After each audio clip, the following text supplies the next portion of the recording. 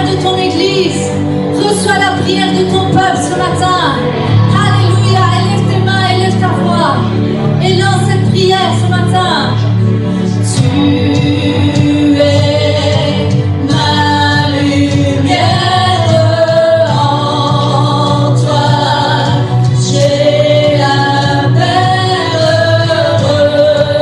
Reçois ma prière.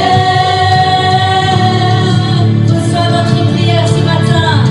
Alléluia.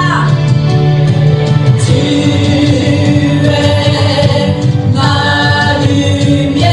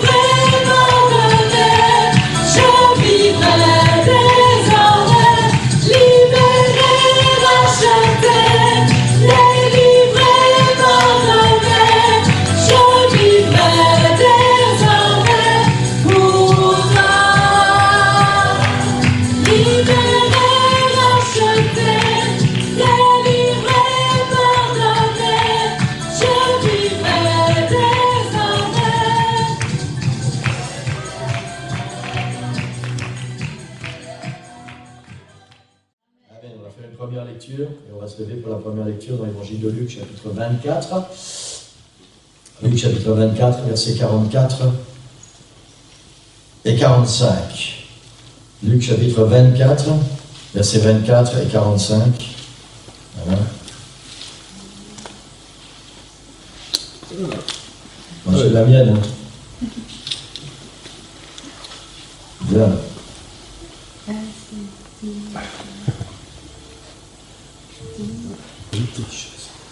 Amen. Luc chapitre 24, versets 44 et 45. Puis il leur dit, donc c'est Jésus qui parle, c'est ce que je vous disais lorsque j'étais encore avec vous. Il fallait que s'accomplisse tout ce qui est écrit à mon sujet dans la loi de Moïse, dans les prophètes et dans les psaumes. Alors, il leur ouvrit l'intelligence afin qu'ils comprennent les Écritures. Amen. Le titre pour la prédication ce matin, c'est l'intelligence pour comprendre. C'est ce que le Seigneur a mis sur mon cœur pour nous aujourd'hui. Amen. Vous pouvez prendre place. Gloire au Seigneur. Dans le contexte de ces versets, nous sommes le premier jour de la semaine après la crucifixion de Jésus. Certains évangiles disent le lundi. La Bible nous dit que c'était le premier jour de la semaine. Et le chapitre 24 de l'évangile de Luc nous raconte plusieurs situations particulières qui se sont produites ce jour-là. Amen.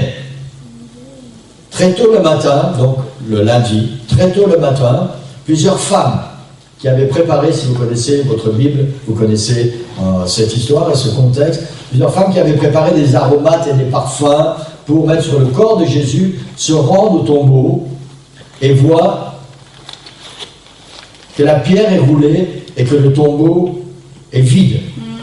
Et c'était certainement très impressionnant pour ces femmes. Il faut savoir que cette pierre était une énorme pierre et c'était vraiment une grosse pierre. Et Pilate et les sacrificateurs s'étaient assurés que cette pierre était assez grande et assez lourde pour que personne ne puisse la bouger.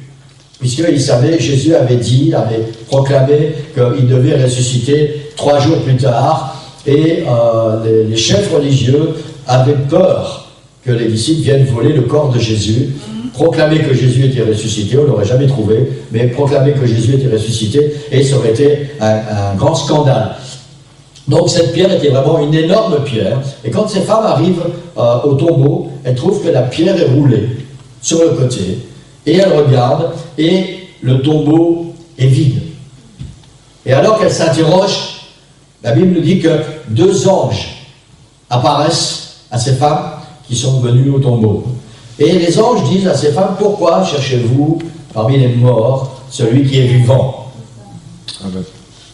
Et les anges continuent et ils disent à ces femmes, il n'est plus ici, mais il est ressuscité. Et la suite du dialogue est intéressante. Les anges disent, rappelez-vous ce qu'il vous disait quand il était encore en Galilée. Il disait, il faut que le Fils de l'homme soit livré entre les mains des pécheurs, qu'il soit crucifié et qu'il ressuscite le 3e jour. Et les femmes se souvinrent alors de ce que Jésus avait dit. Elles se souviennent de ce que Jésus a dit, mais elles ne comprennent pas ce qui se passe. C'est la situation exacte. Elles arrivent devant un tombeau vide. Les anges leur parlent. Elles se souviennent, parce que les anges leur disent, souvenez-vous de ce que Jésus a dit. Elles se souviennent de ce que Jésus a dit, mais elles ne comprennent rien à ce qui se passe. C'est une situation vraiment, vraiment particulière. Oui, Jésus a dit qu'il devait mourir et ensuite ressusciter. Mais elles ne comprennent pas ce que Jésus leur avait dit. Elles le savent, mais elles ne comprennent pas. Et c'est très important que nous puissions assimiler cette phrase ce matin. Elles savent, mais elles ne comprennent pas. Plus tard dans la journée, 2 disciples, et nous connaissons aussi ce récit, 2 disciples se rendent à un village nommé Emmaüs. Et pendant qu'ils marchent, ils étaient à pied, il n'y avait pas de mobilette à l'époque, ni de voiture, il y avait des ânes. Les gens allaient soit à pied, soit sur le dos d'un âne. Et là, en l'occurrence, ils étaient à pied. Et ces 2 hommes marchent pour aller jusqu'à Emmaüs. Et à un moment, il y a un homme qui les rejoint, c'est ce que la Bible nous dit. Et puis cet homme qui les rejoint leur demande de quoi vous parlez? Et les deux disciples disent forcément de ce qui s'est passé. Et cet homme, parce qu'ils ne savent pas qui est cet homme encore, cet homme leur dit quoi? Qu'est-ce qui s'est passé? Et les disciples, tu habites Jérusalem et tu ne sais pas ce qui s'est passé. Alors il commence à leur raconter ce qui s'est passé avec Jésus. Que les sacrificateurs, par jalousie, l'ont arrêté et ils l'ont fait mourir et ils l'ont crucifié. Et les deux disciples disent à cet homme qui les a rejoints, ça fait 3 jours maintenant. C'est vrai que ce matin, des femmes qui sont allées au sépulcre nous ont raconté des choses bizarres. Elles ont dit que la pierre était roulée, que Jésus n'était plus dans le tombeau, que des anges leur sont apparus. Et puis ils sont un petit peu perplexes. Et la Bible nous dit que pendant qu'ils continuaient leur chemin, Jésus a commencé à leur expliquer tout ce qui le concerne et qui est écrit dans la loi de Moïse, dans les prophètes et dans les psaumes. Et Jésus a commencé à leur expliquer toutes ces choses-là. Et ils ne comprennent toujours pas. Plus tard, ils vont dire, notre cœur brûlait quand il nous parlait. Mais ils n'ont toujours pas compris. Et puis ils arrivent à destination, à la maison où ils veulent aller, à Emmaüs. Et ils pressent Jésus pour rester avec eux, parce que c'était l'hospitalité. On ne pouvait pas, quand c'était la fin du jour, on ne pouvait pas laisser partir quelqu'un après dans le noir. Donc il fallait forcément, c'était... Comment je vais dire ça? Quelque chose qui faisait partie de leur culture et de leur intérieur. Il fallait que, si le soir tombait, retenir cette personne, la nourrir, la loger pour la nuit, et demain, on pourrait continuer son chemin. Donc, ils pressent Jésus, parce que Jésus semble vouloir aller plus loin. Ils pressent cet homme, ils ne savent pas encore que c'est Jésus. Ils pressent cet homme, et ils le font entrer avec eux, et c'est le moment du repas. Et la Bible nous dit que Jésus a pris le pain, il a rendu grâce, il a rompu le pain, et leur a donné. Et quand Jésus leur a donné le pain, leurs yeux se sont ouverts et ils l'ont reconnu. Et Jésus a disparu. Ça, c'est encore ce qui s'est passé ce jour-là, le même jour. Et la Bible nous dit qu'ils retournent vite à Jérusalem, c'était plus ou moins 12 kilomètres. Ils retournent vite à Jérusalem, rejoindre les autres disciples. Je vais aller jusqu'au bout. Rejoindre les autres disciples qui affirment que Jésus est apparu à Pierre. Donc c'est une journée très particulière. D'abord, il y a ce tombeau vide où les femmes arrivent, il n'y a plus personne dans le tombeau, il y a des anges qui parlent. Là, un des évangiles nous dit que Jésus est apparu à Marie. Ensuite, Jésus apparaît à ses 2 disciples sur le chemin d'Emmaüs. Dans le même temps, pendant qu'ils reviennent à Jérusalem rejoindre les autres disciples que Jésus est apparu à Pierre. Donc Jésus est apparu à plusieurs personnes en même temps, et personne ne comprend rien. Et c'est très compliqué. Ils n'en croient pas leurs yeux, ils ne croient pas leurs oreilles, ils sont complètement perturbés, ils sont complètement perdus. Et au moment où ces 2 disciples qui reviennent d'Emmaüs et qui racontent, mais nous aussi, quelqu'un est venu nous rejoindre pendant qu'on était en chemin, et puis il y a quelque chose qui s'est passé dans notre cœur brûlait, mais on ne savait pas que c'était Jésus. C'est seulement après, quand il a rompu le pain, qu'on l'a reconnu, on savait que c'était Jésus. Et ils sont en train de discuter de tout ça, et la Bible nous dit qu'à ce moment-là, Jésus apparaît au milieu d'eux.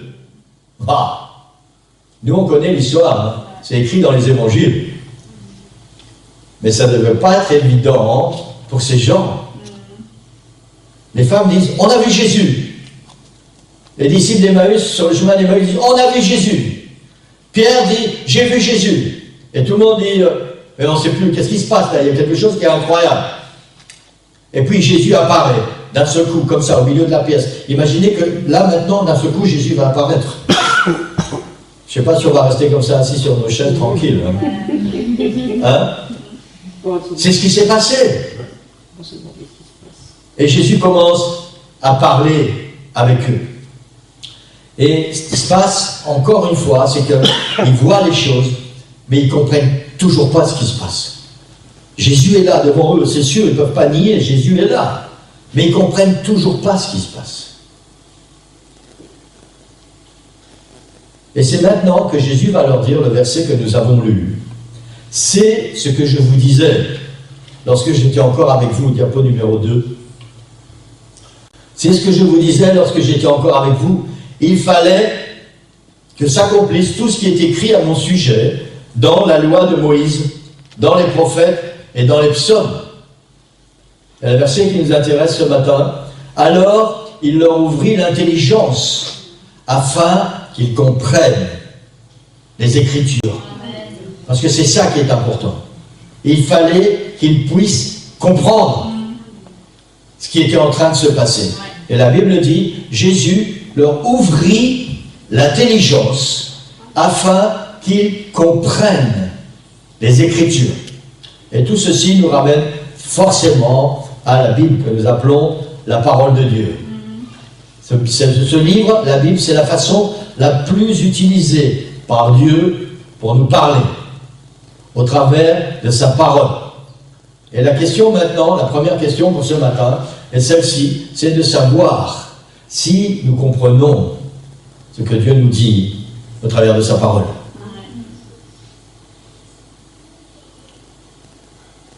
Les anges ont rappelé aux femmes ce que Jésus a dit. Jésus rappelle aux disciples ce qu'il leur a dit. C'est ce que je vous disais.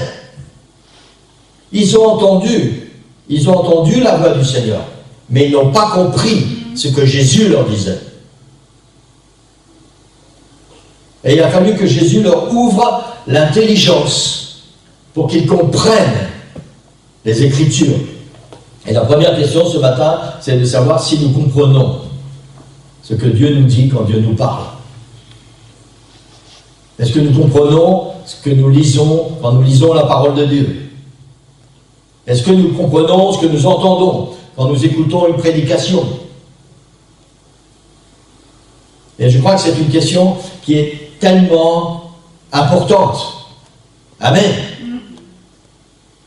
Et nous savons par les évangiles, notamment toutes les histoires, que les évangiles nous racontent que ce n'est pas toujours le cas de comprendre ce qui se passe, de comprendre les Écritures, de comprendre l'Ancien Testament. Le premier grand exemple que nous avons par rapport au temps de Jésus, c'est les sacrificateurs et les pharisiens, particulièrement du temps de Jésus. C'est assez paradoxal parce que ces gens connaissaient les Écritures par cœur. C'était pas une coutume, c'était, comment on dit, je trouve pas le mot. Tout ce qui se transmettait par la mémoire et verbalement. Je ne trouve pas le mot qui correspond, si quelqu'un peut m'aider. Il n'y avait pas toutes les Bibles et tout ça comme nous avons maintenant. Donc tout était transcrit verbalement. Il y avait quelques livres que les chefs religieux possédaient, qu'ils lisaient et qu'ils transmettaient. Et puis tous les gens, tous les habitants d'Israël, depuis leur plus jeune âge, on leur apprenait, ils devaient apprendre par cœur, c'est un peu comme l'islam maintenant, on leur apprenait les Écritures. Et la plupart des Juifs connaissaient les Écritures par cœur. En particulier les chefs religieux. Et la particularité, c'est que tous ces chefs religieux connaissaient les Écritures par cœur, mais ils n'avaient rien compris. Puisque toutes les Écritures, pour la plupart des livres prophétiques, les psaumes, nous parlent de Jésus. Ce sont toutes des prophéties sur la naissance de Jésus, pourquoi Jésus va venir pour sauver l'humanité, il va donner sa vie. Et tous ces gens savaient tout ça, mais ils n'ont rien compris. Et la raison qui prouve cela, c'est qu'ils ont crucifié, en fait, ils ont fait crucifier Jésus. Ils ont pris Jésus pour un usurpateur. Alors qu'ils connaissaient tout ce qui était écrit. Mais ils n'ont rien compris. Et on revient de savoir si nous comprenons ce que nous lisons, si nous comprenons ce que le Seigneur nous dit quand nous lisons sa parole. Amen. Les choses sont-elles différentes aujourd'hui par rapport aux chefs religieux de l'époque? Je ne crois pas. Je ne crois pas. Rien n'a changé. Et c'est la raison pour laquelle il y a, aujourd'hui, dans le temps dans lequel nous vivons, il y a tellement de religions, il y a tellement de mouvements religieux, il y a tellement de mouvements pentecôtistes, charismatiques, il y a tellement... Parce que chacun pense avoir trouvé sa vérité. Chacun pense que, ah, moi je sais. Moi j'ai reçu l'intelligence et moi je sais. Et c'est pour ça qu'il y a tant de groupes religieux à l'heure actuelle autour de nous. Parce que tout le monde pense savoir. Mais en fait, est-ce que nous savons quelque chose? Jésus, la Bible nous dit que Jésus leur ouvrit l'intelligence pour qu'ils comprennent les Écritures. La réalité profonde est celle-ci, c'est que si ce n'est pas l'Esprit du Seigneur qui ouvre ton intelligence, tu ne vas jamais comprendre. Tu peux lire, tu peux croire que tu as compris. La Bible, c'est la parole de Dieu. Et c'est seulement l'Esprit de Dieu qui peut nous donner l'intelligence pour comprendre ce que ce livre contient. Amen. Sinon, nous ne pouvons pas comprendre. C'est pour ça qu'il y a aussi tellement de discussions et d'oppositions au niveau religieux en particulier. Parce que tout le monde pense comprendre, tout le monde pense avoir l'intelligence, et en réalité, c'est seulement l'Esprit de Dieu qui va nous donner, nous rendre capables de comprendre ce que Dieu veut nous dire. Amen. Pour ceux qui étaient là jeudi pour l'étude biblique, je vous ai dit que quand on a fini l'étude sur le jeûne, on va commencer une nouvelle série d'études bibliques sur l'évangile apostolique. C'est ce que le Seigneur a mis sur mon cœur et je crois que c'est tellement, tellement important.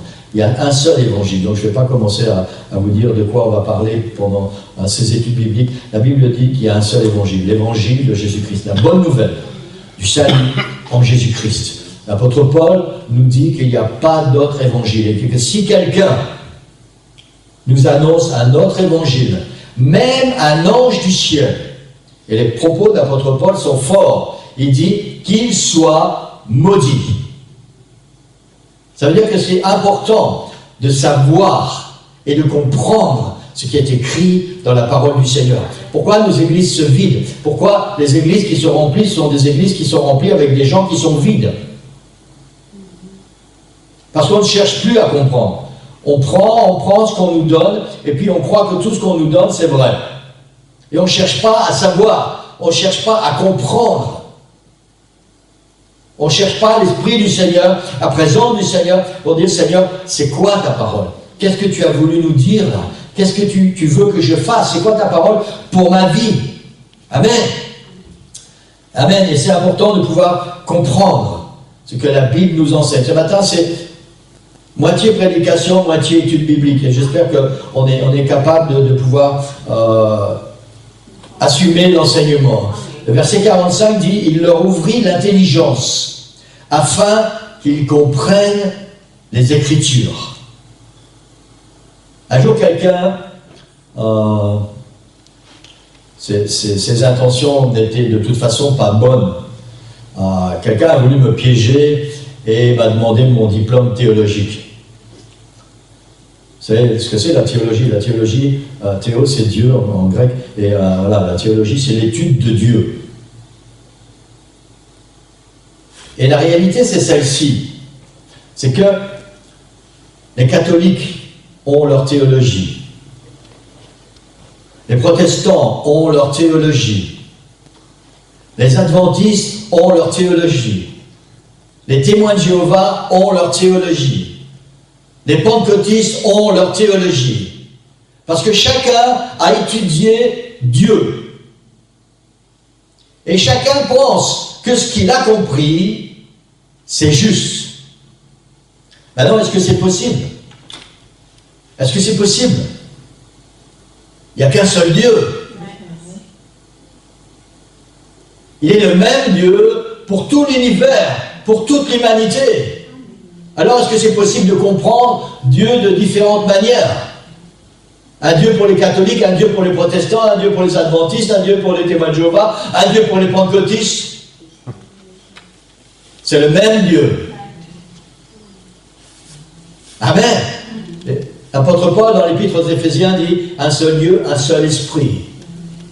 La Bible dit que Jésus leur a ouvert l'intelligence pour qu'ils comprennent les Écritures. Ça veut dire que nous pouvons étudier, nous pouvons lire autant que nous voulons. si ce n'est pas l'Esprit de Dieu qui ouvre notre intelligence, on ne peut pas vraiment comprendre ce que la Bible nous enseigne. On ne peut pas vraiment savoir qui est Jésus. On ne peut pas vraiment savoir ce que le Seigneur attend de nous. On ne peut pas vraiment savoir ce que nous devons faire.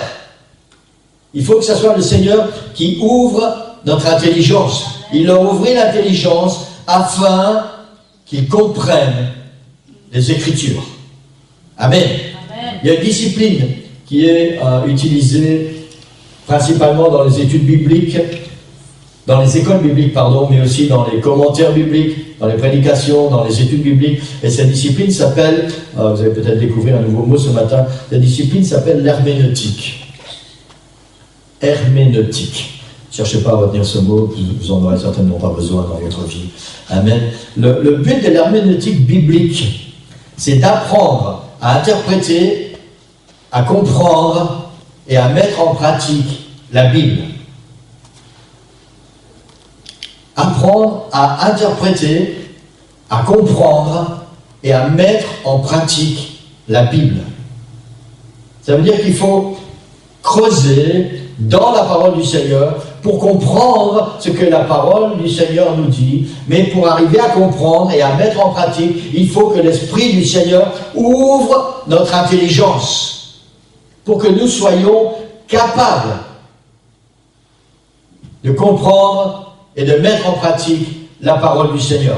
Chaque chrétien devrait être capable d'interpréter, de comprendre et de mettre en pratique la parole du Seigneur. Vous savez, cette discipline ne devrait pas être réservée à des enseignants d'école biblique ou à des prédicateurs ou à des évangélistes. Chaque enfant de Dieu, si nous regardons ce qui s'est passé dans l'Église apostolique, tous ces apôtres et tous ces gens qui se convertissaient devenaient des disciples et proclamaient l'Évangile.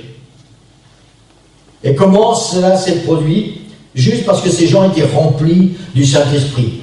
Parce que l'Esprit du Seigneur leur ouvrait l'intelligence pour qu'ils puissent comprendre les Écritures. Et une fois qu'ils avaient compris les Écritures, ils les mettaient en pratique. Et quand ils les avaient mis en pratique, ils les enseignaient à d'autres. Et chacun de nous devrions être capables d'interpréter, de comprendre et d'enseigner pour mettre en pratique la parole du Seigneur. Et ça, c'est uniquement possible par l'intelligence que le Saint-Esprit nous donne. Nous ne pouvons pas comprendre. C'est pour ça qu'il y a des religions ou des gens qui pensent que le Saint-Esprit c'était pour les apôtres, c'était pour l'Église apostolique, et le Saint-Esprit ça n'existe plus maintenant. Et c'est un grand dommage pour eux, parce qu'il n'est possible de comprendre les Écritures que par la puissance du Saint-Esprit dans nos vies. C'est le Saint-Esprit qui va éclairer notre intelligence, qui va ouvrir notre intelligence pour que nous puissions comprendre la parole du Seigneur. Amen, gloire au Seigneur. Et pourquoi je vous raconte tout ça ce matin? Parce que les temps dans lesquels nous vivons sont des temps propices. Tout ce qui est à notre disposition est propice pour que nous puissions entendre tout et n'importe quoi. Tout ce qui est mis à notre disposition, il faut savoir que les chrétiens l'utilisent, mais le diable aussi l'utilise. Et tout le monde raconte tout et n'importe quoi. Et nous entendons tellement d'hommes et de femmes qui pensent, en tout cas qui prétendent connaître la vérité, avoir assez d'intelligence spirituelle, et ils enseignent des choses à certains chrétiens qui n'ont pas tout compris et qui sont peut-être influençables dans leur esprit et qui se laissent détourner.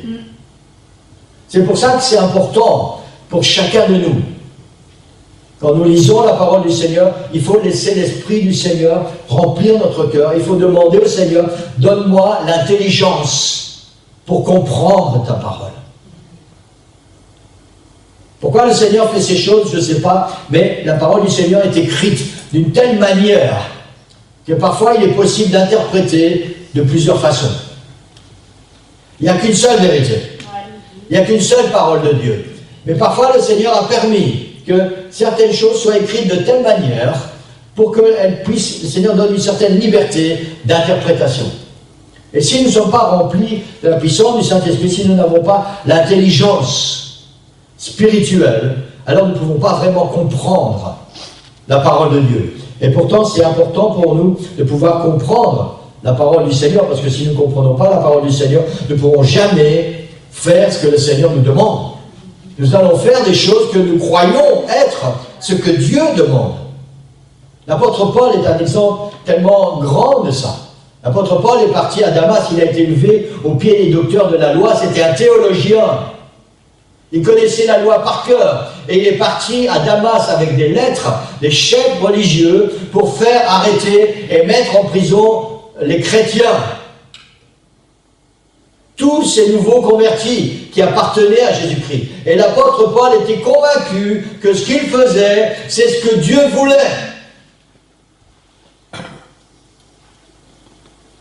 Et c'était un homme sincère. Il le faisait avec sincérité, avec vigueur et avec toutes ses forces. Il pensait vraiment servir Dieu. Il pensait vraiment faire ce que Dieu voulait. En arrêtant cette nouvelle secte-là.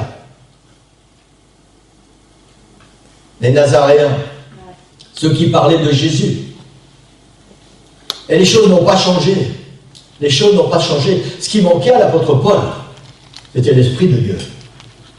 C'est ce qui s'est passé pour lui sur le chemin de Damas. Le Seigneur l'a arrêté.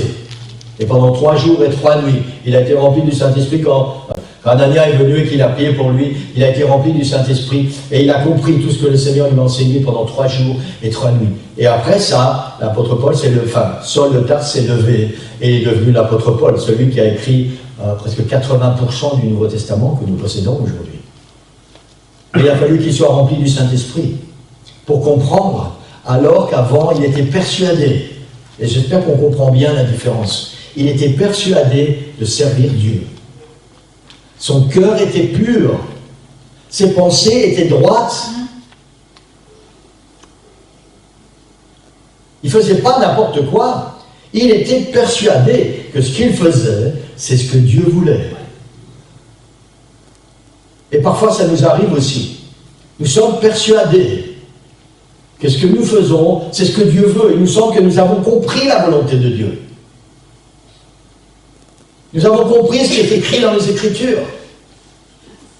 Et tellement de personnes enseignent après des choses. Ils sont persuadés que c'est ce que Dieu veut, que c'est ce que la Bible enseigne. Et leur cœur est sincère.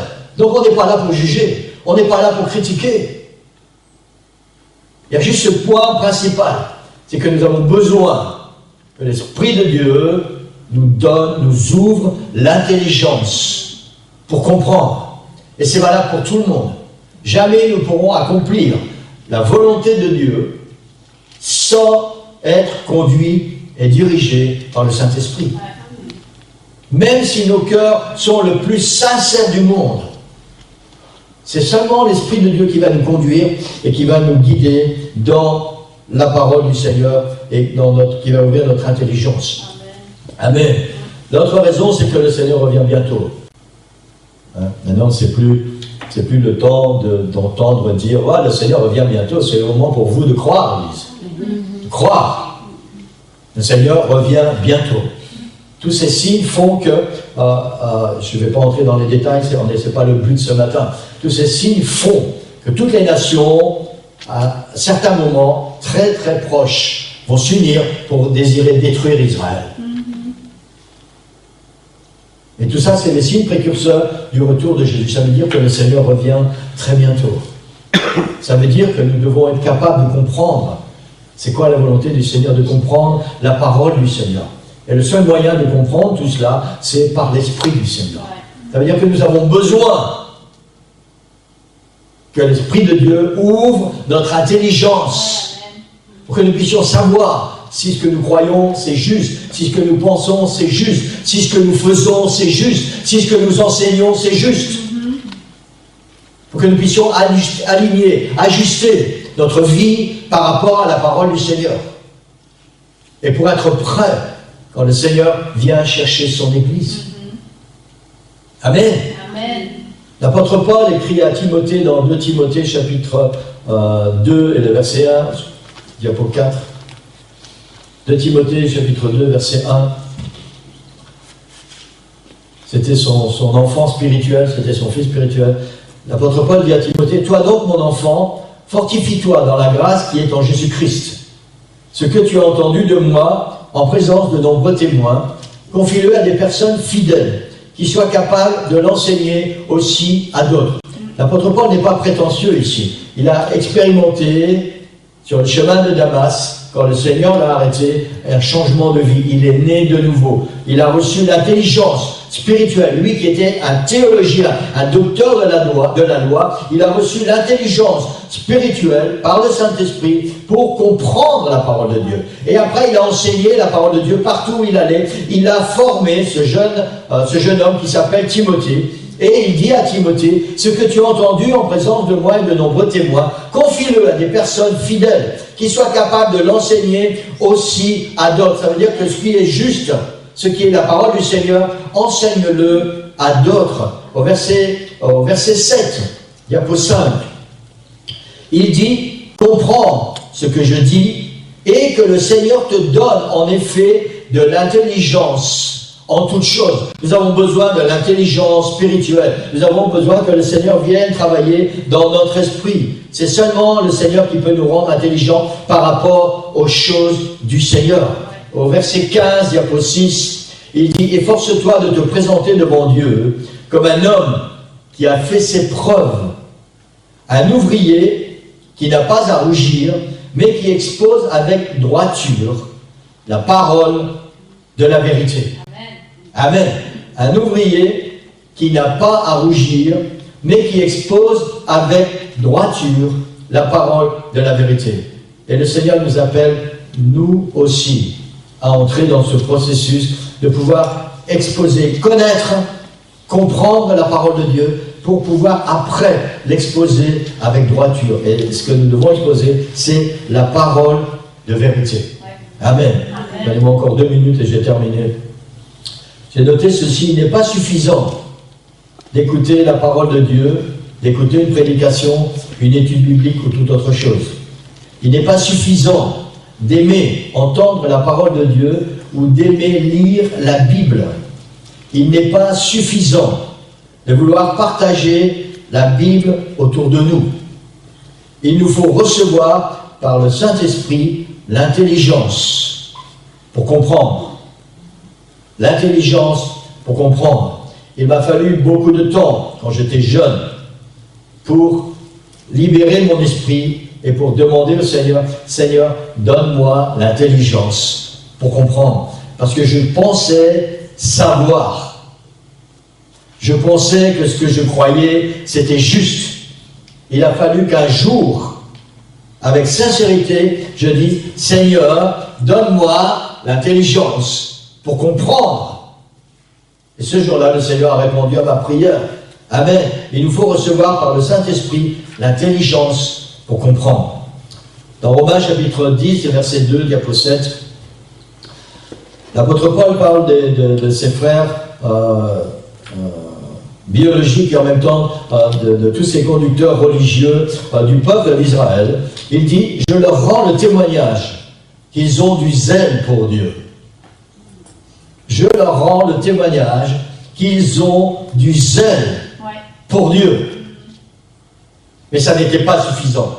Il continue, il dit, mais sans intelligence. Et c'est triste, c'est tellement triste, Église, de pouvoir être zélé pour le Seigneur. C'est bien d'être zélé. La Bible nous dit qu'on doit être zélé pour le Seigneur. Mais c'est tellement triste si c'est seulement un zèle avec notre intelligence.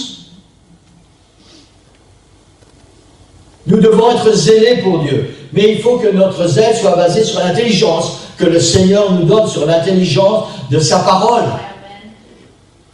Amen. On a besoin, nous, de savoir c'est quoi les fondements de la parole de Dieu. On a besoin de découvrir les vérités profondes de la parole du Seigneur et par la puissance du Saint-Esprit, de découvrir tout ça, d'assimiler toutes ces choses-là, afin de pouvoir les enseigner après à d'autres. Et c'est très important. Ils ont du zèle, l'apôtre Paul dit, mais sans intelligence. À l'église d'Éphèse, Paul explique d'une autre manière pourquoi il nous faut recevoir l'intelligence pour comprendre la Bible par le Saint-Esprit. Diapo 8 dans Éphésiens chapitre 4, versets 13 et 14.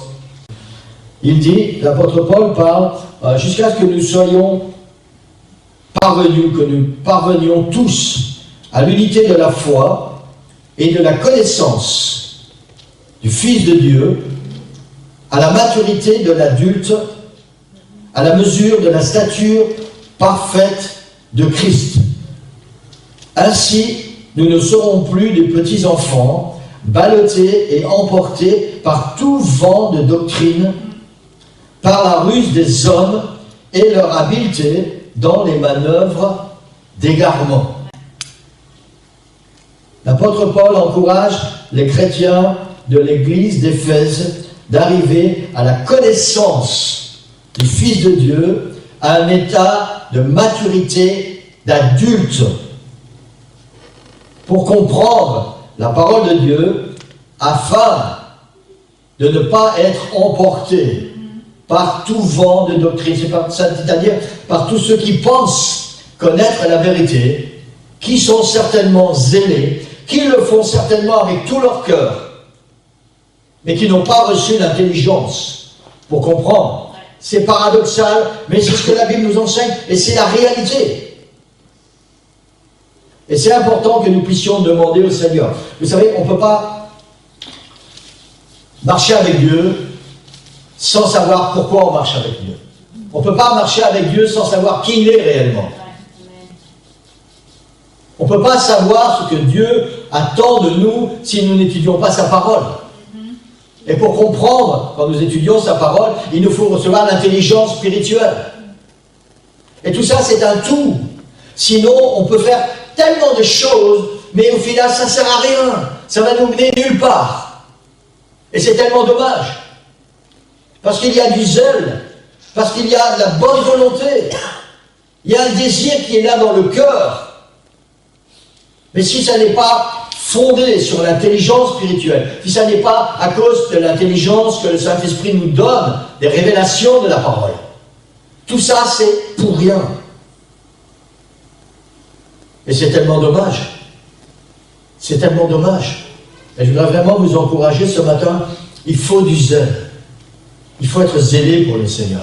Il faut être zélé pour étudier la parole du Seigneur. Amen. Il faut être zélé pour venir à l'église. Il faut être zélé pour partager la parole du Seigneur avec les autres. Mais il faut être certain d'avoir reçu l'intelligence pour avoir compris ce que nous allons enseigner.